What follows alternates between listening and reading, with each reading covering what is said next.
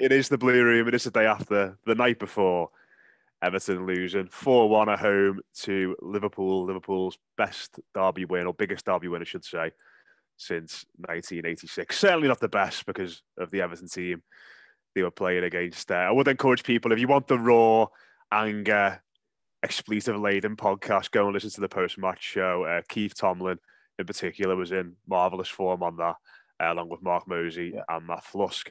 I am joined now for probably a bit more of a measured conversation about what happened, by the time this goes out, around 24 hours ago, with Dave Downey. Dave, how were you feeling after all that last night, mate? It's difficult to feel as despondent as I have in the past when we've lost derbies, because I think many of us, when we did the Spaces thing, which again we're going to do a lot more of, aren't we? Yeah. We seem to really enjoy it, and everyone did, even though it was quite cathartic. But yeah, I mean, I feel like I expected that feel.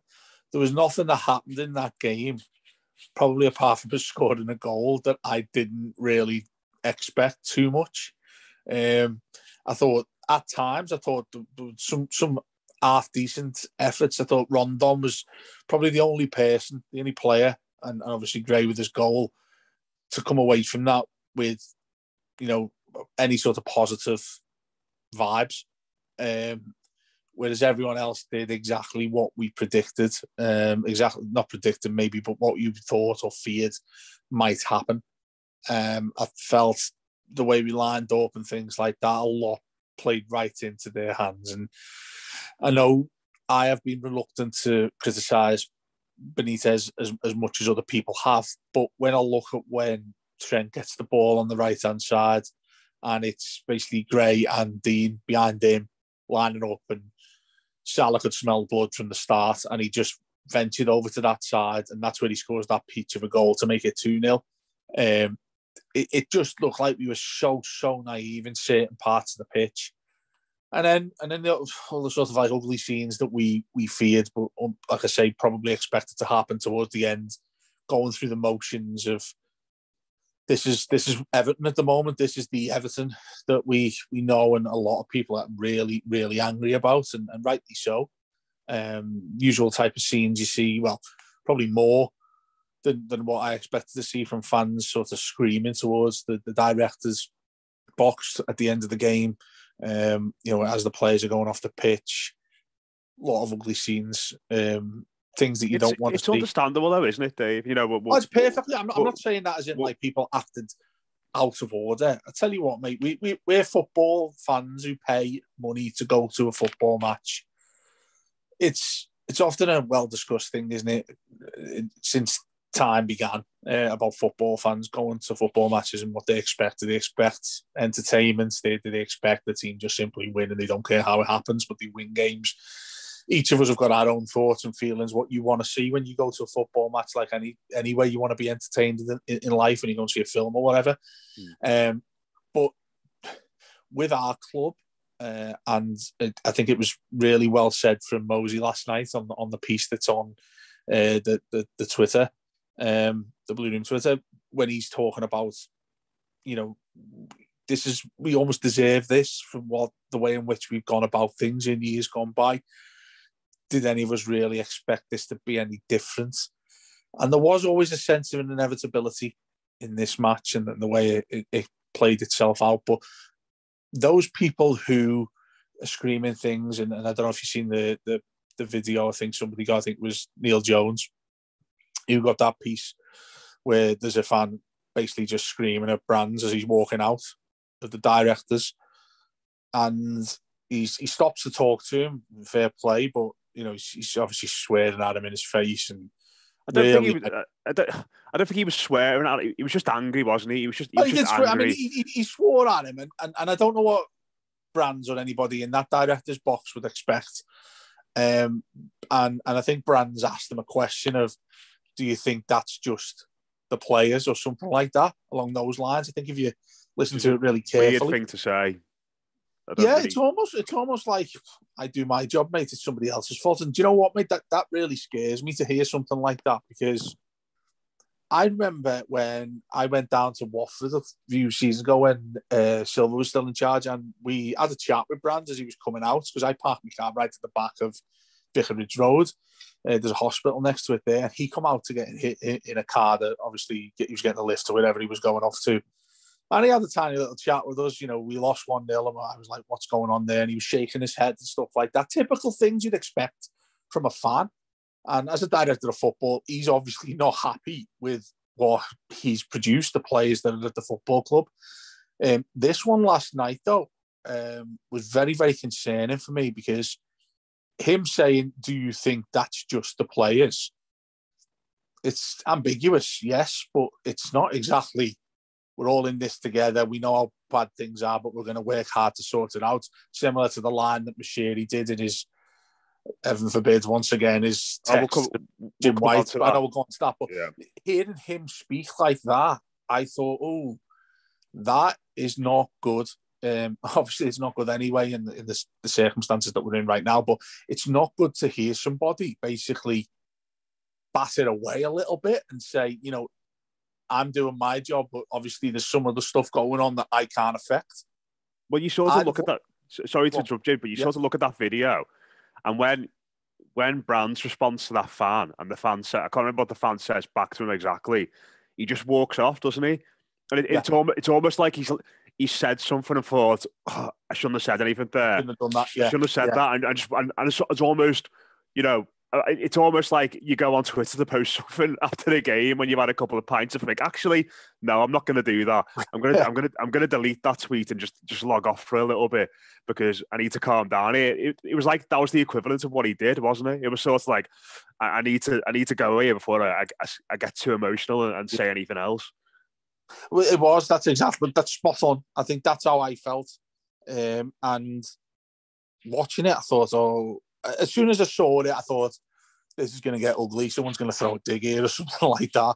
Because the guy's literally, you know, not even a foot away from him, isn't he? They're both on either side. It's just one little thing that just keeps them barred away from each other. And for him to say that, because obviously you look at the context of everything that's going on right now, he's got to have stuff in his mind to say to people when they speak to him. It's not like he can go to a 40,000 fan place and not be expected for fans to approach him or speak to him or him have to say something back. I mean, you've got to be ruthless not to say a word, you know, probably get kids coming up to him asking for his autograph, all that sort of thing. He knows that's going to happen. So surely you have something prepared. Surely you have a response, or at least what he did there. It's like that situation. Have you seen that episode of Friends where Ross is like, I think it's his stepsister or something like that, comes to stay with him one night and he tries to kiss her. And his cousin, isn't it? Yeah, it's his cousin. I've literally just watched that episode and she comes back and says, what are you doing? And in his head, it just goes, say something. And he goes, it's a long time since I've had sex. And then he goes, yeah, you should not have said anything. It was almost like that.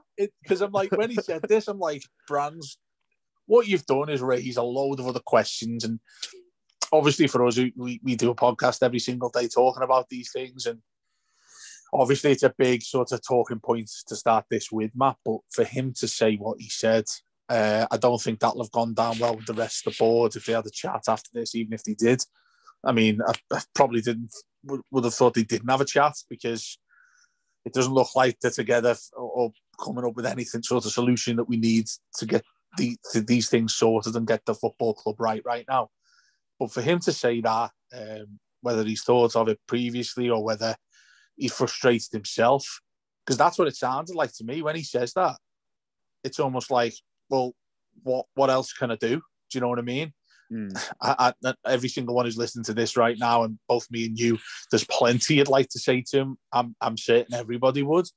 But for him to come out with that, just, I think it epitomises what is going on at this football club right now, is that we're just a ship with no sails. You just don't know what direction this is going in, who's in charge, who is making these decisions, all the sort of stuff we've said in the past has come right up to the surface once again, and now we're staring at what a a manager that's going to still be there. No, you want to move on to that in a sec. With the Mashiri comments or WhatsApp message to Jim White, which is really, really, really weird, horrible.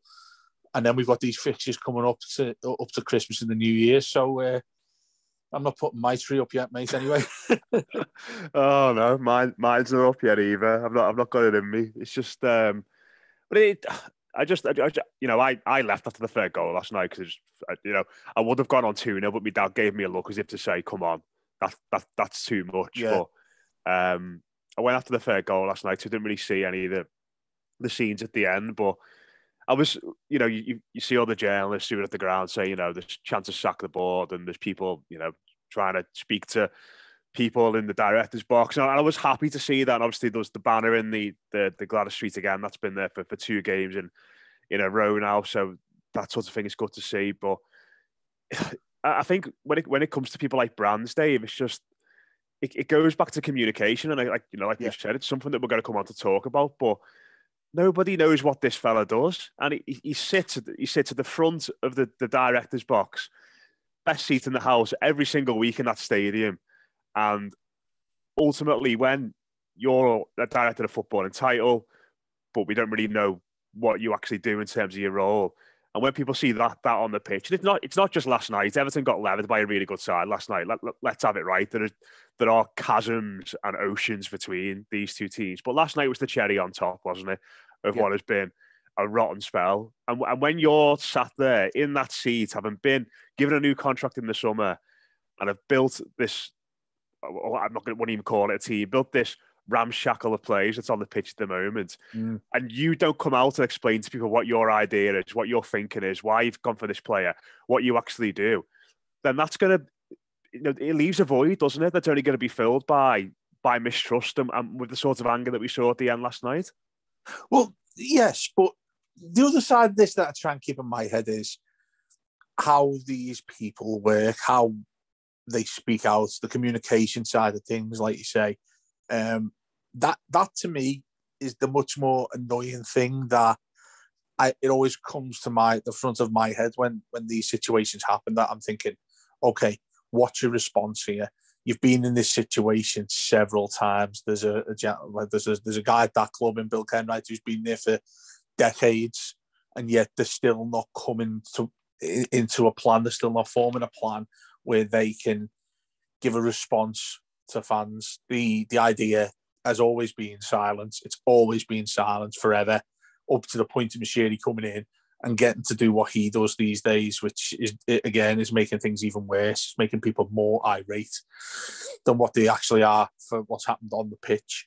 And I really do wonder, they obviously communicate with each other, the people on the board, and they obviously have meetings. I don't know, it's monthly or, every Monday morning, like a lot of businesses do, or there's a WhatsApp. I can't imagine what they say to each other. I can't imagine where the football club comes to a situation that we're in right now and how we've got to this point, what the level of responsibility, communication, all of those buzzwords I think that businesses talk about when they appoint people and stuff like that, when people get jobs and CEOs and all of that sort of thing, that side of business, corporate stuff, what's happened for it to come to this point, yet they're all sitting together and showing a face to the public that seems like they're all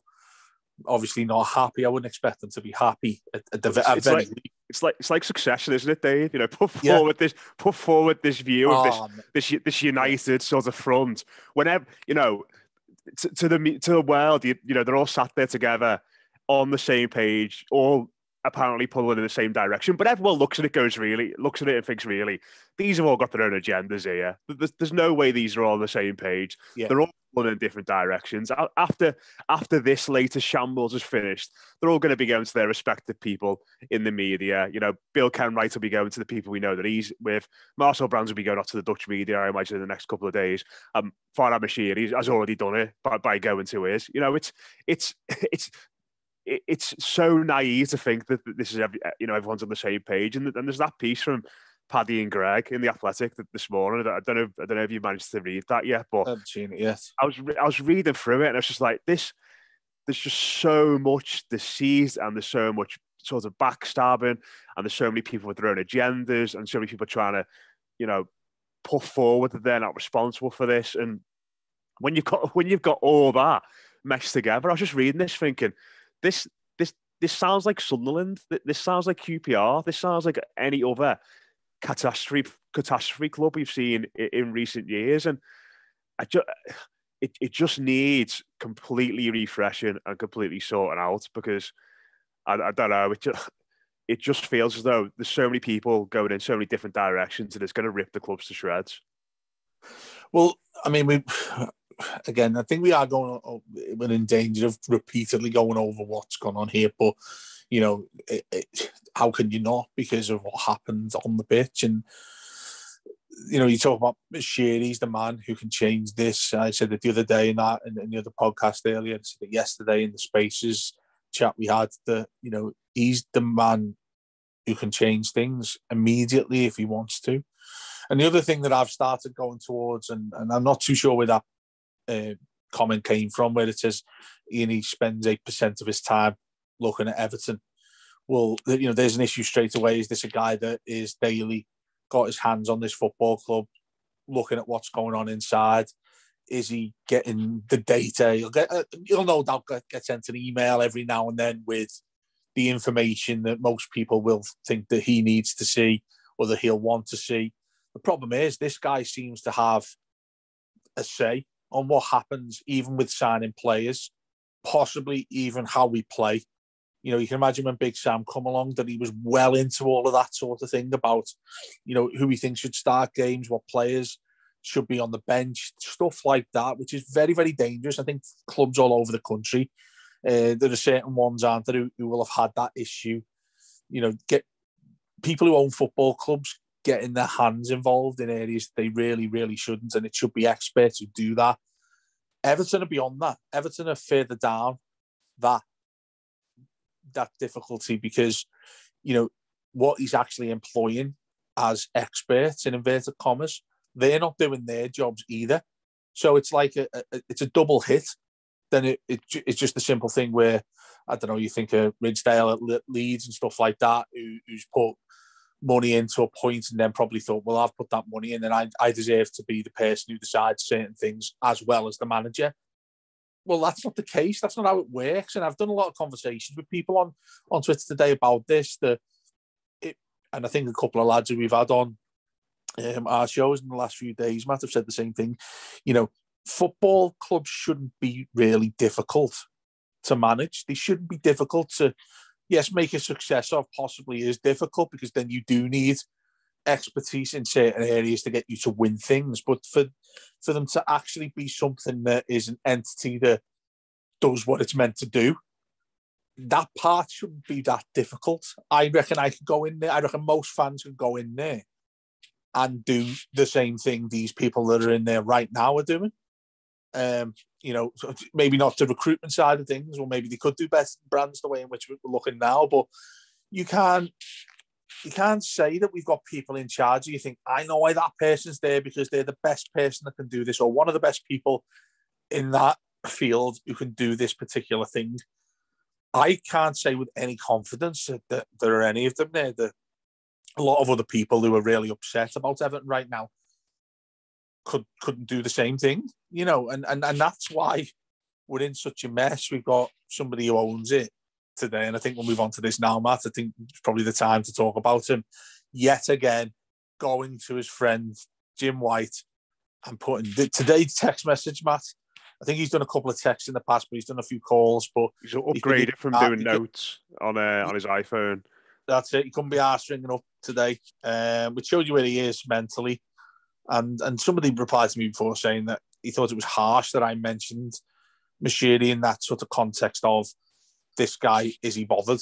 Well, I can't see much. I know he's going to be there. I think the Echo have said, haven't they? The brilliant Echo guys have said he's there on Monday for the Arsenal game. I mean, he's got some bottle. He really has. I know he's obviously going to be protected and all that, and security around him and stuff like that. But a bit like the way Ken Wright was, you're just going to be surrounded by hatred, and people are annoyed, are going to say things, and that's no excuse for the way some people talk towards these people who are human beings at the end of the day. But the other side of things is, and probably the main side of things is, this is our football club. We're going to be here when they're not, when they leave, when they sack someone, when the manager moves on, when the players move on. We're going to be the ones that are here. At least,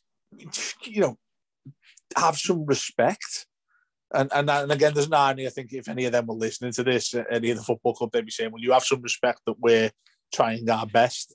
Well, I think we're entitled they're not, are they? They're not. Well, but we also think, if they are trying their best, like me when I go to work as a journalist, like you when you go to work in your new job as a journalist, Matt, all of those things, if you don't perform to a certain degree, you will be sacked. You will not do that job for long, or you'll get moved on to somewhere else, or you'll have to go further down the ladder to do something else where you don't get paid as much as you get paid now. Every single thing that you're used to in life, in work, that does reflect itself in Everton. Why should they be entitled to carry on doing certain things for this football club when they're failing? They are failing. And look, it's a dog-eat world, yes. Most industries are. Ours is, isn't it, Matt? I mean, you look at the amount of times we've tried to get in somewhere and it just hasn't happened, and you've had to go again and again and again.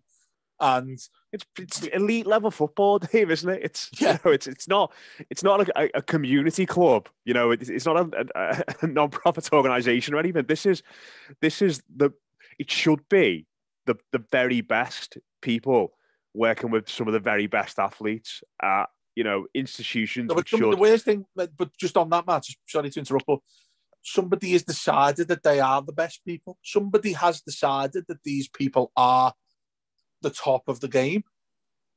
Yet you look at the results, which is ultimately what this business boils down to, and it's not the best people. It's incompetence from so many different directions that you could actually drive yourself crazy. I'm recovering from a stroke, mate. I tell you what, I feel like my head's all over the place most of the time. They feel even worse when I think about Everton. Yeah. And I don't understand why. Is there something that we're not aware of? These are the things we used to talk about with Bill Kenwright talking about the football club and the way in which the football club were ran. No money. He was looking for more sponsors type of thing. He was looking for finances from all over the world and whatnot. We ended up with Mashiri. All that side of thing, we started thinking, is there stuff behind the scenes that we're not aware of? Is this football club? And there was a lot of things said, wasn't there, about other people across the country.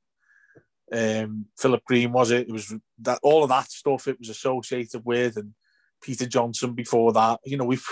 We've been to the mill and back, haven't we, with this football club? Let's not.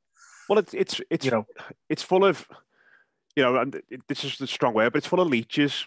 Of course it is. There are so many people, from people on the playing staff to people on the coaching staff to people on the board, who are leeching off this football club. Would you say Marcel Brands is a leech? Of course he is. Correct. Yeah, he is, isn't he? Because I don't know actually. Well, I tell you what, Dave. If he's doing the director of football role in its traditional way, and he's got control over these things, he's just doing terribly at it, then no, he's not. But we know really that's not the case, don't we? He is someone who is a director of football who sits on the board, which no other director of football I'm aware of in world football does. And is that it? That is really the sum of his role, isn't it? The players that come in for the last few years have been from the manager, the academy structure. It just seems like they're moving deck chairs on the Titanic. John Eberl and David Unsworth have got different job titles every week. They're bringing in former players as coaches and stuff like that. And again, this we're saying this and we use this terminology because no one knows what he does. He's effectively an empty suit who is there, and no one quite knows what he does. But then you look at the playing staff, and it's absolutely full. People who are taking a wage off this football club who just do not deserve it. They're here because a lot of them are here because of gross mismanagement of people above them or up the food chain, and it does go all the way up to the top, and it does go all the way up to fire machinery. And like you said, I think now is a good time to talk about what's happened today. Yeah. In regards to, I think obviously there's anger at the game last night, like we've spoken about.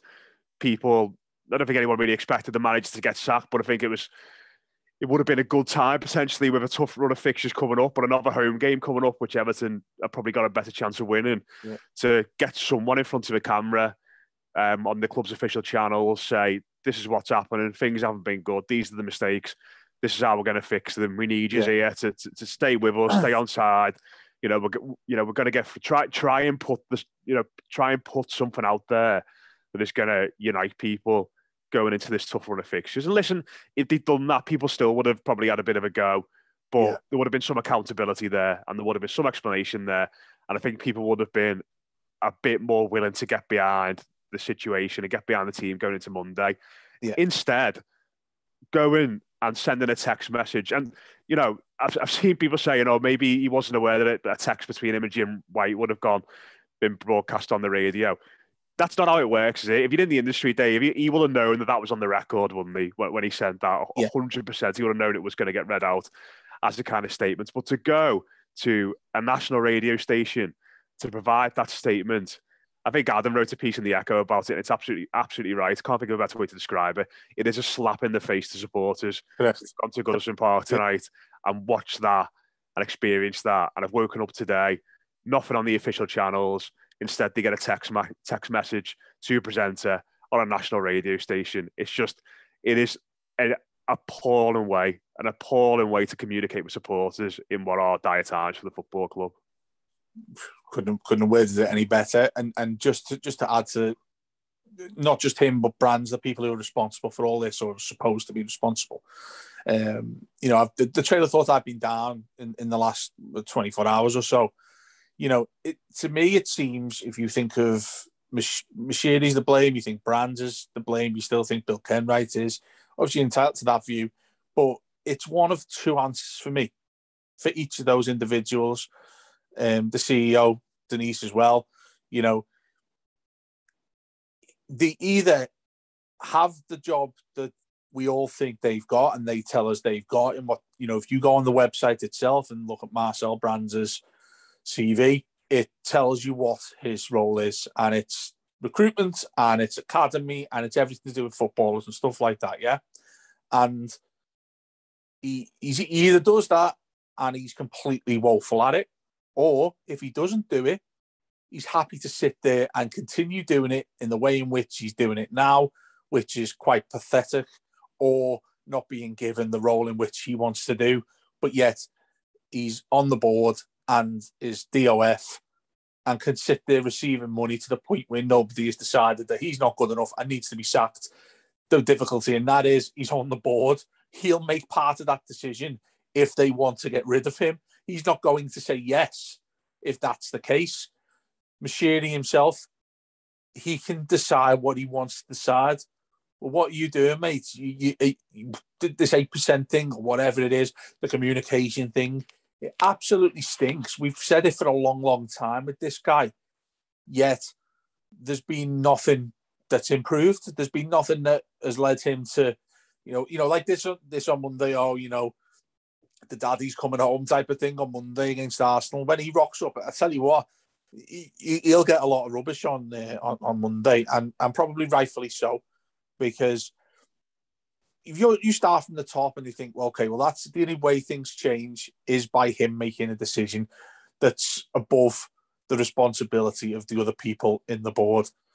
So he needs to learn what is happening here on a serious level.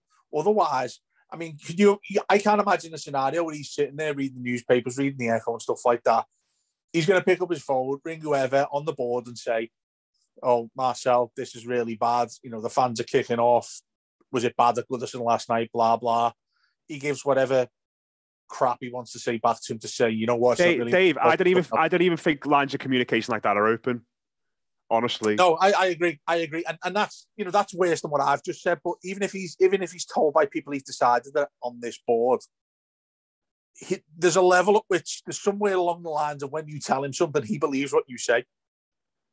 Do you know what I mean? If you own a business, if anything you own, our business here, our little mini business, the Blue Room, if something happens that we don't like, or the people or fans, or I hate to say the word customers, but people who pay to use our Patreon sort of thing, and they don't like a particular thing somebody said on it, we're going to take a responsibility for that. We're going to say, okay, well, obviously it's not what we thought, which is what we like to say all the time. We're as open as it gets. You know, you want to say, make a comment, you make your comment. That's your comment. It's not the Blue Room's comment or my comment or your comment. It's theirs. But there's a responsibility for us to have the content we sort of put out to fans who want to listen to us. Now, you know, if part of what we've done is crap or whatever, or something is said on here and we don't like that they've said it, or we disagree with them, it's a disagreement and we leave it as it is. But at a football club, if you own a football club and there's a part of it that is completely ridiculous, the way in which Everton are right now, why on earth is the man that makes money from this not sorting anything out? Why does he think that these are still the people he wants there to get Everton in the right direction? And yet we're told repeatedly that this guy, when we recruit players, he's obviously has a part in on it, because we heard when we got Ancelotti? We've heard from several people, decent sources, that have said that Brands wasn't in favour of bringing him in as the manager. Well, that's when it's convenient for the owner to say, do you know what, this is my decision. We're going with him. You're going to have to, you know, sort it out yourself. You're going to have to speak to him and carry on making a decent going of what you're doing in this football club. Well, that's fine. But when it comes to the crunch, which is what this is right now, let's face it, you know, looking at a relegations battle, which is exactly what we're at right now. Where are we? 5-6 points, and I think Burnley have got a game in hand in 8th place. Where is he then? Where is he at the most important point? Yes, that's a very important decision. Getting a new manager in, getting players in. Why does he pull rank in that situation? Is that because, oh, do you know what? I own this. Like, if someone says that to him, he'd probably turn around and go, oh, you're cheeky. I own this football club. I'm entitled to do what I like. Well, yeah, fair enough, mate. I appreciate that you probably have that question of people when they ask you something like that. But then when I put the question back to you, when Everton are going to defence right now, what are you doing? Oh, I'll ask the board. I'll ask the people I've employed here. Well, that doesn't wash, does it? Doesn't make sense in any shape or form.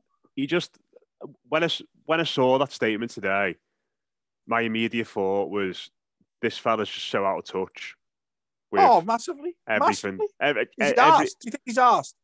I mean, will he still be making money from the club eventually? I don't really know. I'm not really into the finances, but I just saw that, and the way in which it was done, obviously as a text message to a journalist on national radio, and the content of it as well, Dave, and how it was all framed around the manager. And listen, Benitez is. We've said it all week leading up to this game. Is he a problem at Everton? Yeah. Is he the biggest problem? Absolutely not. And I think fans have got onto that now. There's no real He's a bit of a pasty as well, Matt. He's a bit of somebody who... Those people there at the club, again, and part of last night, sorry to interrupt you, but when people are talking about him and the situation that's wrong with the football club, I think it's short-sighted just to simply say Rafa Benitez shouldn't be Everton manager. Because you can say these about managers that have maybe done half decent at some point, like Silva did up until some point, like, you know, other managers that we've had at Koeman, when he's got us into Europe that first season, that was half decent or whatever it is. You know, when people are talking about that, that's when it's not as much of an issue as this becomes. Yet you want to just blame simply, once again, the manager, when there's so many levels above him that we could have a 2-hour podcast right now and not even get into the tactics of what Rafa Benitez did wrong. Yes, we want to do that. Yes, we want to talk about that. Yes, I want to be a football club that talks about those football things, football pitch things, but we're not. the main things we're talking about are why this football club is falling apart, and it's because what's above him. And from that perspective, and people will say, "Shut up, Dave. Do one, Dave, whatever." But I feel sorry for him. I actually feel sorry for him. Watching him sit next to Big Dunk last night and trying to figure things out, maybe change the systems, whatever it is he's got in his head to try and change things, Rondon, whoever, bring one of the kids on. All that I'm thinking, do you know what, mate? It's just not going to work. Why is it not going to work? Because what you've been dealt when you've done this thing, because you're obsessed with football. That's why you manage football, because you love it. You absolutely love it. You've said these things before. People have interviewed you. You are obsessed with being a football manager. That is actually not the best thing for you right now, mate. Do you know what I mean? This is going to be a really difficult time for you. And yes, some of it, you making a certain change, you putting Cenk Tosun on in a football match. Yes, that's an issue I want to talk about. Yes, that's a problem. Rafa, why are you doing that? Why are you not putting on one of the kids who maybe can do a little bit better and have a decent run? And the first thing they're doing in their career is playing in a Merseyside derby. That's a big thing. You know, Anthony Gordon, similar, all of that sort of stuff. You know, why aren't you doing that instead? And I can sit here and talk about things till we're blue in the face. But the reason he's got the issues he's got and not the first reason why is because of how poor the things are that are above him, not the things that he's actually doing. Well, that's why he's here in the first place, isn't it?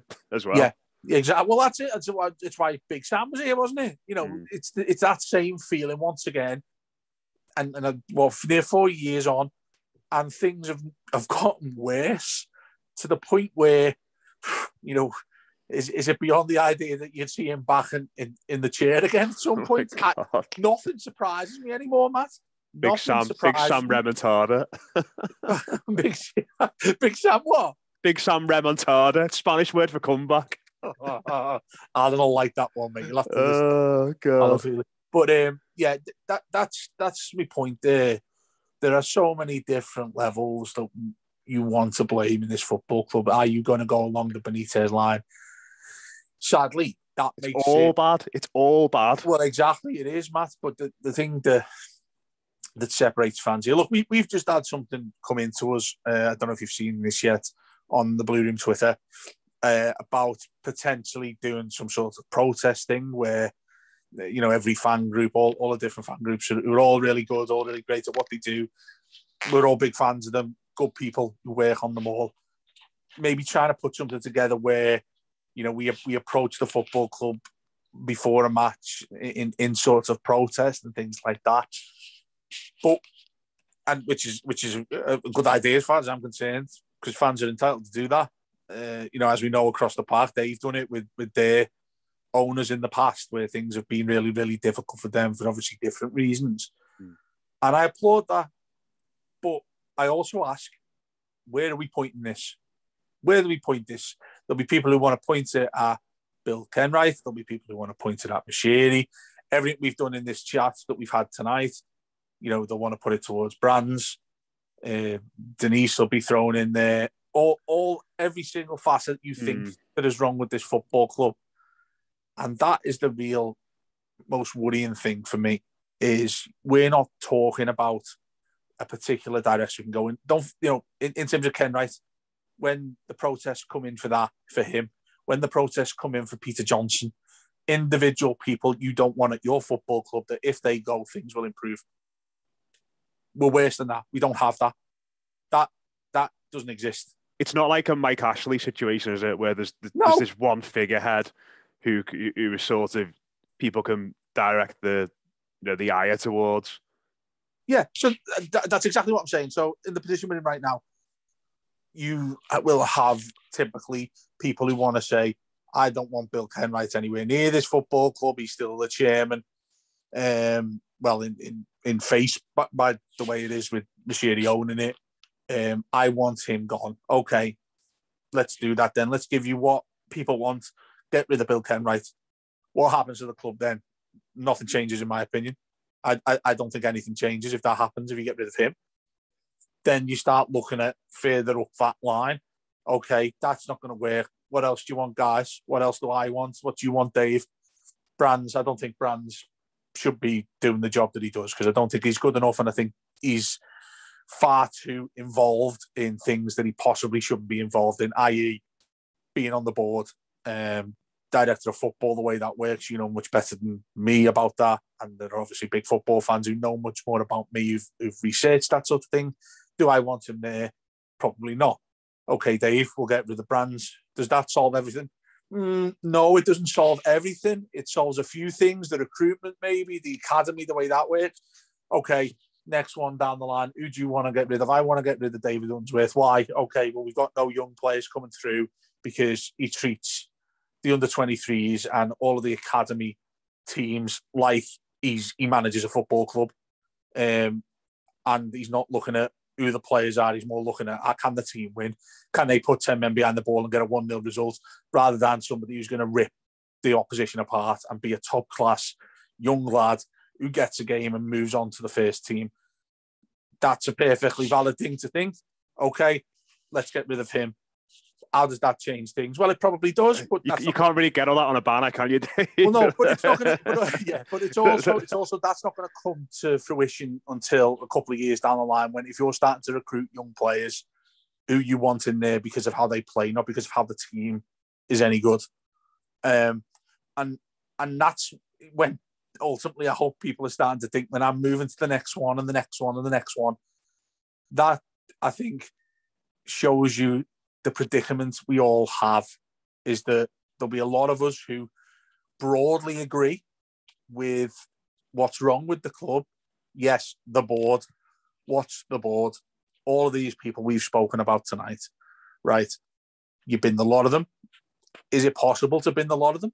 I don't even know if that is possible or even legal, because they've got shares, they've got jobs. Some of them are on the board. What? Some of them are on the board. Well, no, exactly. No, that's what I mean. A lot of them. Do you know what I mean? There'll be people who come on. Again, if we do that spacious thing, whenever it is, the next time we do it, we ask that question to people out there. Who would you like to get rid of? Many people will come on and say a lot of them. Is that possible? I don't know. I don't know if it's possible to completely get rid. It's not possible. It's not right. It's not at all, because there is obviously shareholders. There'll be people who have shares. I'm pretty sure brands might well have shares. In order to get rid of them as well, you have to pay them out. So that's a lot of money you'd have to put out as well. So I hope I'm trying to create this picture, very bleak one, that is. You know, yes, we all want this changed. We all want various different things with people out and people to change up and different things to happen. So whatever happens on the pitch is the thing that comes from the top and they start to fix it. But I have to admit, Matt, I don't know which situation you go down here, other than the only comment I've made, and that is it's down to Mashiri, because he's the only person who can change it. If he wants to bin brands, if he rang up tonight and say, I want you sacked, I don't want you anymore, this isn't working, goodbye, could he do that? Yes, he could. You know, could he get rid of Denise if he wanted to? Yes, he could. Bill, you've sat on this board for years, mate. No idea what you're doing now, but, you know, a lot of fans are angry about this. And, you know, it's time to release the club. It's time to get rid of your train set, as the saying used to go. Goodbye, Bill. Can he do that? Yes, he can. But he'll keep his shares when he's still got some shares and stuff like that. But you're not on the board any longer, right? Okay, let's do that. And that's the only guy I can see who's going to do anything. But then the other side of that is, I've just watched him send the text message in to Jim White and tell me what's going to happen, and we're not going to sack the manager. Oh, Farhad, cheers for letting us know that, lad. You know, go back to playing golf or being in your yacht, whatever it is you are, and the other businesses that you've obviously well within your rights to carry on taking care of, and going with your 8% towards Everton that you can't be asked doing anything else for. That, to me, is what our problem is the man that owns the football club doesn't seem to be willing to come forward and say, do you know what? The fans are right here, which they are, by the way. Fans are right. The fans are absolutely spot on to say that there are people who make decisions in this football club who should not be doing them for the football club. And, you know, even if you go about it in a typical business-like way, are they doing the job correctly? Like if I went into work tomorrow and somebody said to me, are you doing your job properly, Dave? And I said, do you know what? I can't. I'm sick, like I've been. well, Dave, you can't work while you're sick, mate. Go home and have a rest and get better.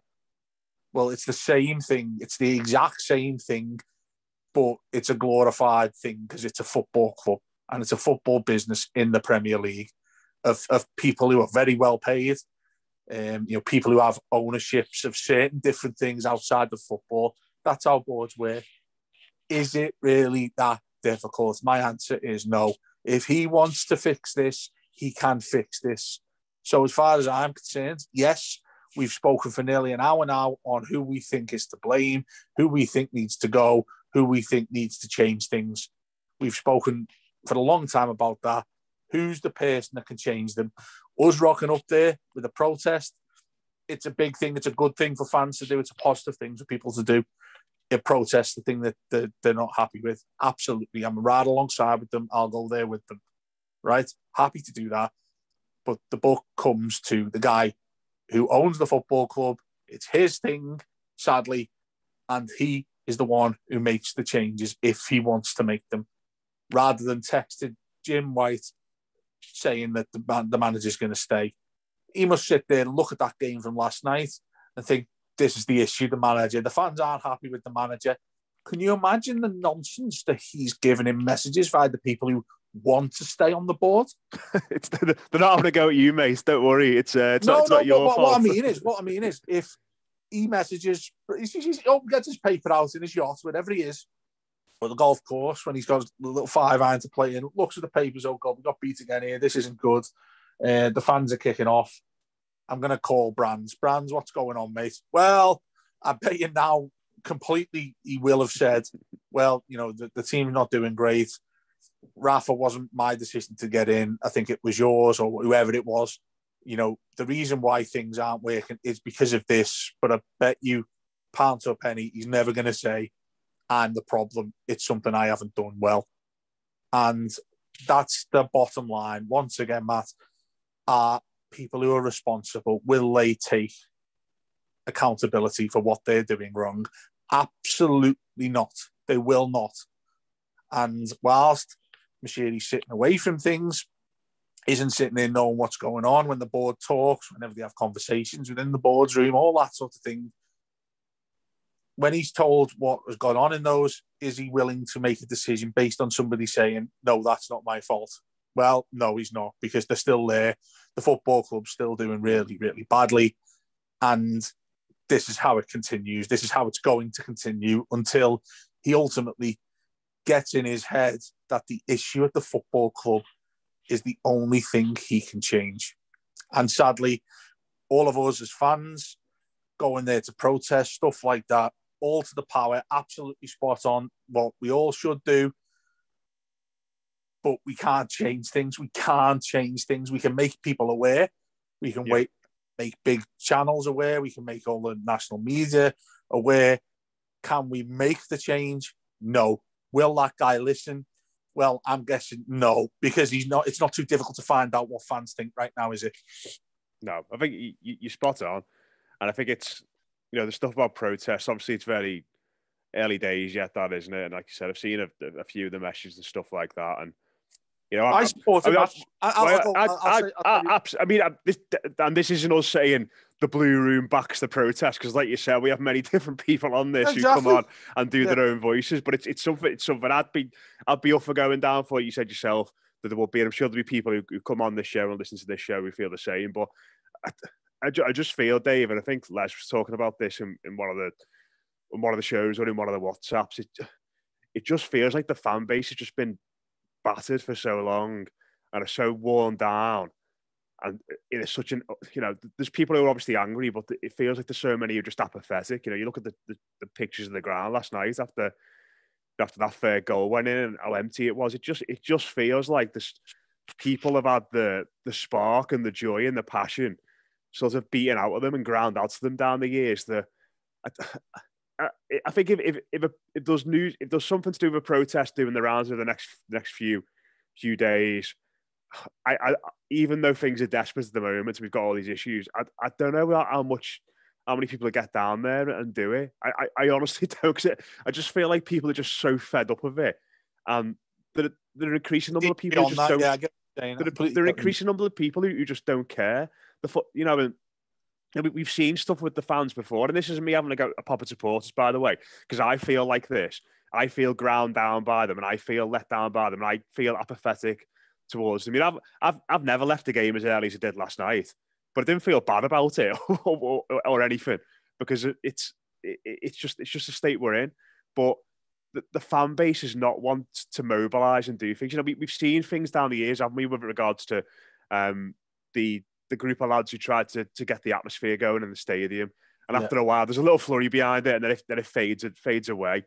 And every time we have one of these things, which is to do with improving things in the ground, potential people protesting against people at the top of the football club, it all just fizzles out because the fan base is dormant and the enthusiasm's gone and apathy has truly set in. And I sort of feel like the only way that something like that's going to happen is if we are in deep, deep peril. And people might say now we're in that, but I think you've got to be looking at a situation where 10 games to go, we are right in the mire, and we haven't.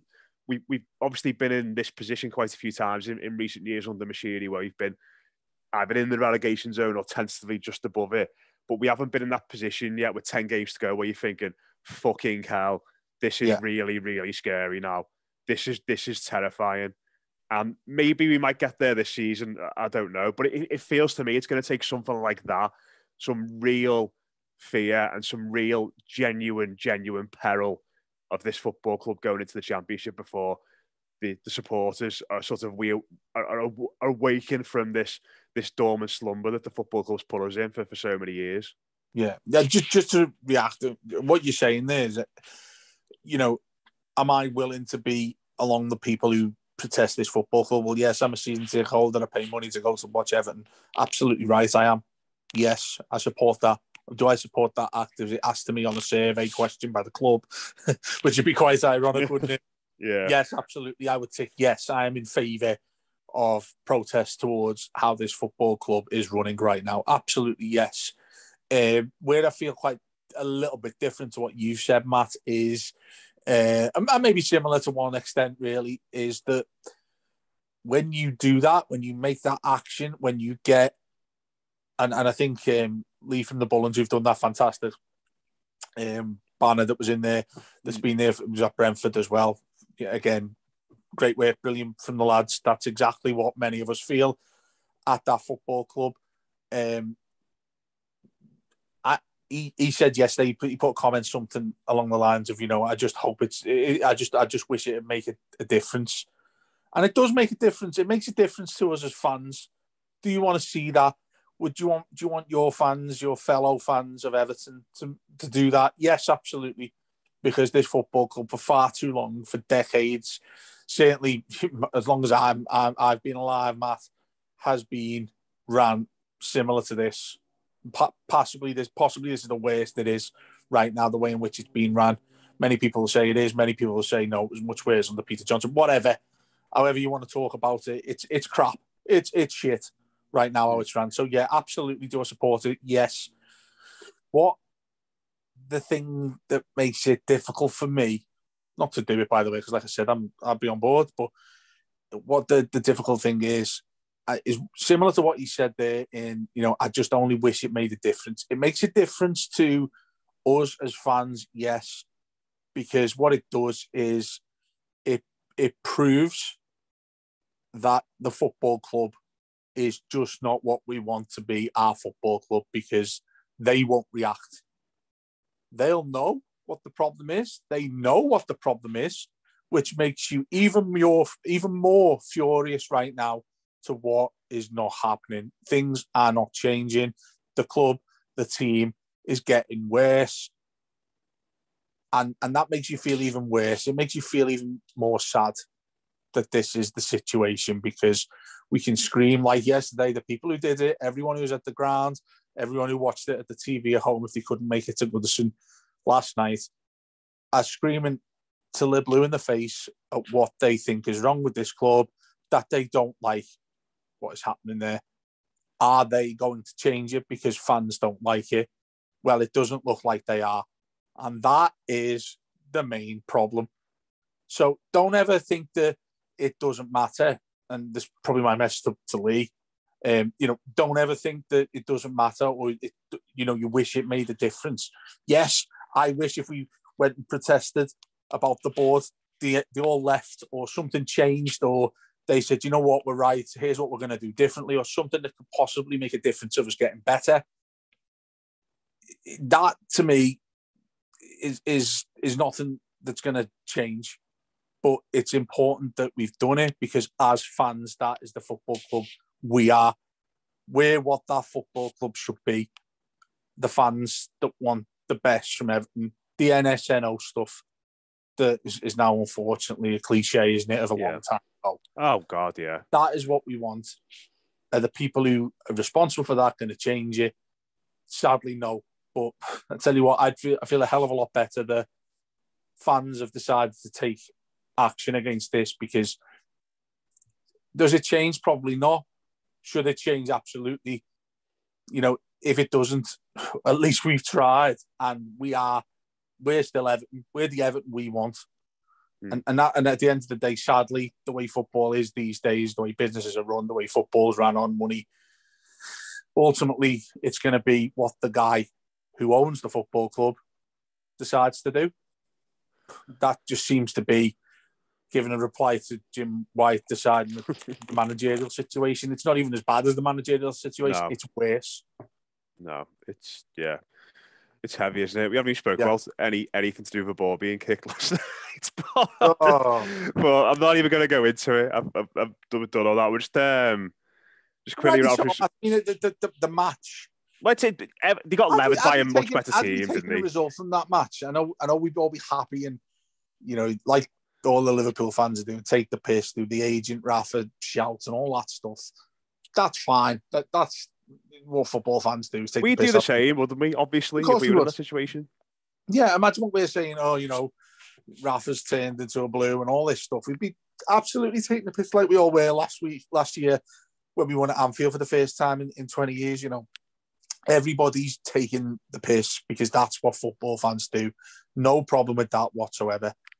And the game itself, sadly, it was just a non-event. But I think many people who are listening to us now, the people who listen to our pods, the other guys from all the other pods and all of the big shows, which are brilliant, listening to us and hearing where we are in a position of what the football club is, this has been needed. And it continues to be needed until something changes, Matt. And if it doesn't change, I guarantee I'll still be here as long as I can be, and you will, talking about the main issues of what's wrong with this football club, because that's what matters. And unfortunately, it matters much more than who the manager is or who the players are, because that will only change by the big stuff we've spoken about changing. And we have to stay in line with each other. Yeah, we'll do our best. Let's quickly wrap up some comments we had in, Dave. So they've asked how Everton go forward after this. Harry Watt said, I think Benitez is lucky we'll get the next 4 to save his job. Arsenal, Palace, Chelsea and Leicester. Considering Leeds and Southampton have got quite nice weekend fixtures, we could be 16th going into the Arsenal game, and our worst run of form this century. It doesn't bode well. By the way, that's on paper the easier fixture of all the ones we've got leading up. Yeah, I know. And we've got Silent Blue Giants, Mashiri, that is good for it, and Jim White know that nothing is changing. What's the point in hoping for anyone as a supporter? The owner is clear about his stance, and that's that. Patrick Ridge just said fold, ideally. Would it be averse to that, mate? I think Keith said as well last night, the only solution at the moment is a big tub of gasoline and some matches. Maybe that's just where we need to go next, just burn it all to the ground. We've got Michael Potter saying, if you give Benitez money in January, you need to keep him for the length of his contract, or we are even more idiotic than I thought. I'm in favour of giving him no money, to be clear. Phil Howarth, hope you're doing well, mate. There's legs recovering from that big charity challenge, saying we need a video.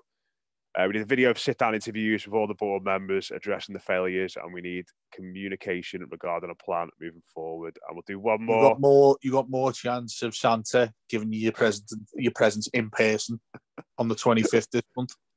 No chance, absolutely no chance of that happening. And the last one You've got more chance of Mashiri coming down. Got more chance of doing an interview with the club. Yeah. God. Yeah. Maybe the club are like that. What do you want for Christmas if you work at Everton Football Club? I'd like to talk to me boss, please, mate. Oh, God. Let's do this one as well from Joe. Say, my biggest fear is that the club don't seem to think anything needs to change, at least barring the manager. Brands even needs to have autonomy and control, or he needs to leave. But he says needs to eventually be. I don't know. Does he? That's the problem. We don't know. I don't know. I don't know if I'm comfortable with that. With him going, complete control of stuff. Because has he got a backbone there? I don't know. Because he seems to be happy sitting. He'll be making a big amount of money. I was saying last night, Dave. He's effectively the director of football equivalent of a third choice goalie, like Scott Carson or Richard Wright when they were at Man City. They were just sort of there. Knowing they were never really going to have a say or any kind of tangible impact on anything, but just being there, getting all the club gear, being around the place every day, taking a salary, but not really doing anything that's really important or in regards to the weekend. Of course you get, isn't it?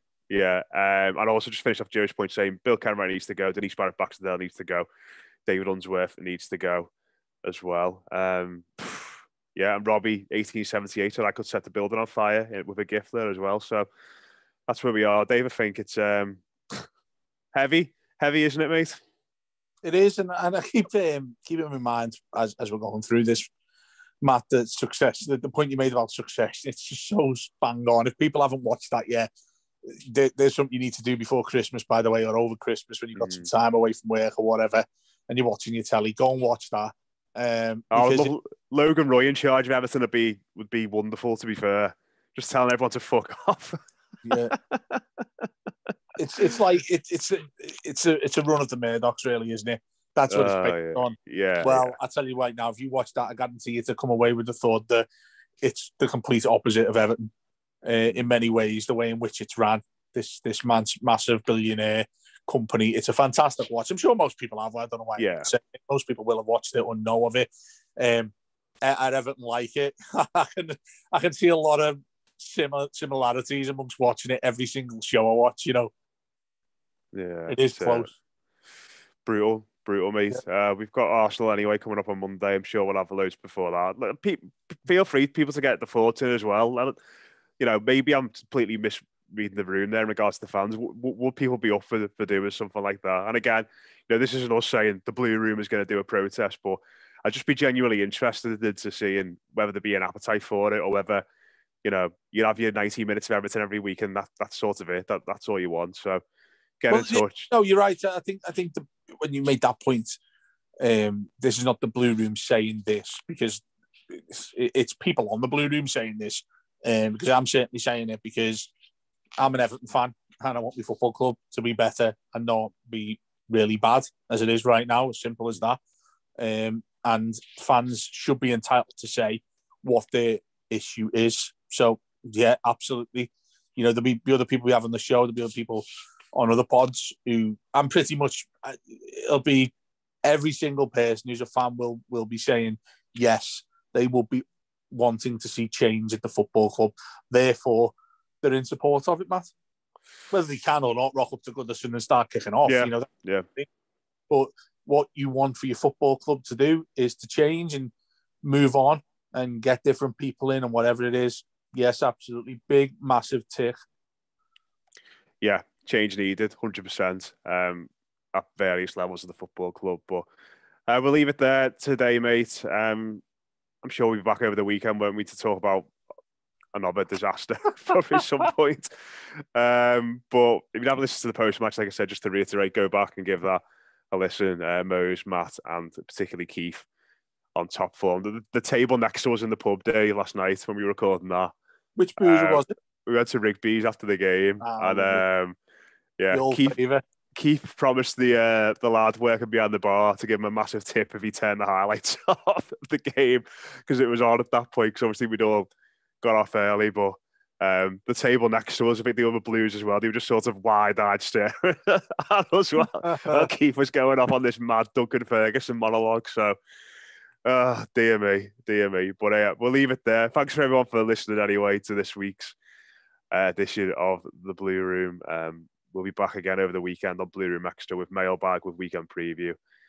As we look ahead to that Arsenal game, and what could be a very interesting Arsenal game, with the owner Farhad Moshiri in attendance. His old club. It's his old club. It's his old club. It's his old club.